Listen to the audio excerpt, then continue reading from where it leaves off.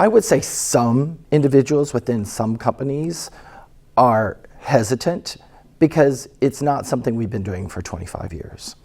These guidelines were issued by the FDA, the final form in 2018, and then the law was passed in 2023 to solidify that. And I will point out that normally when new types of regulations and rules they come from a bill, which is passed by Congress, and then the relevant agency puts forth the rules and regulations.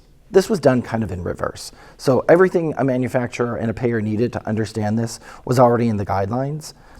What the law did was say, we're going to make these guidelines permanent. And when you look at the law that was passed and look at the guidelines, it was a direct lift in most of it. It's verbatim.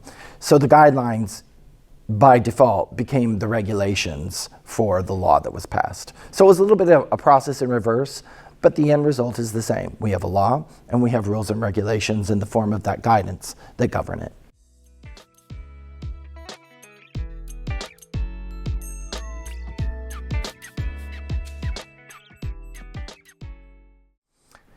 It certainly helps because a lot of companies were hesitant to put together the infrastructure to do this when without, in statute, the FDA could withdraw that guidance at any time.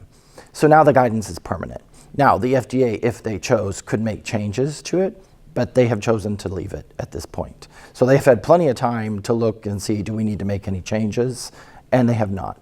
So now we have a law and guidance, and that's about as secure of a safe harbor as you can ask for. The real challenge is education and getting people up to speed on not only the law and the guidelines, but the intent. Intent is everything when it comes to interpreting rules, regulations, and laws. And the intent of the FDA was very clear.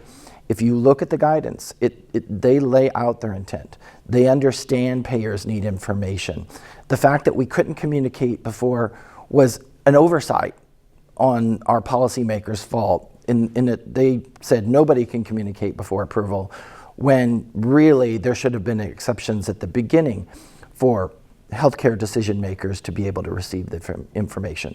So in some aspects, we're correcting something that should have been done a long time ago, because everyone in government understands there has to be some communication between the manufacturer and the people that are going to coordinate and pay for the product and do the formulary review process and all those types of things. So we're just really making it like it should have been all along.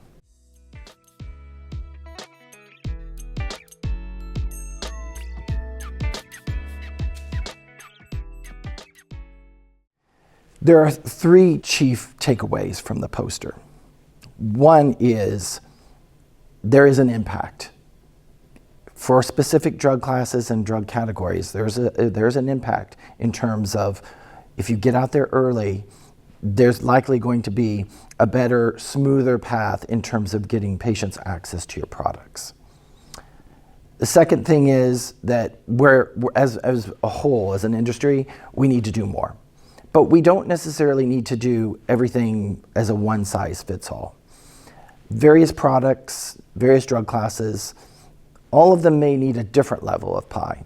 Some of them are very complex, like cell and gene therapy. So there will be a lot of pre-approval discussions in that. If you have a drug that's being fast-tracked or accelerated approval of any kind, payers need to know that information right away so they can prepare for it, because it's not going to go on the same path and it's in higher demand.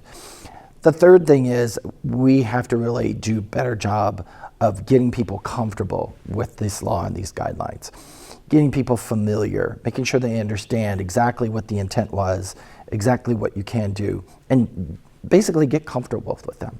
So that's our goal moving forward, is making sure that all manufacturers understand the rules, the guidelines, the law, and are comfortable doing it. And that's really where the sweet spot is in terms of moving this forward.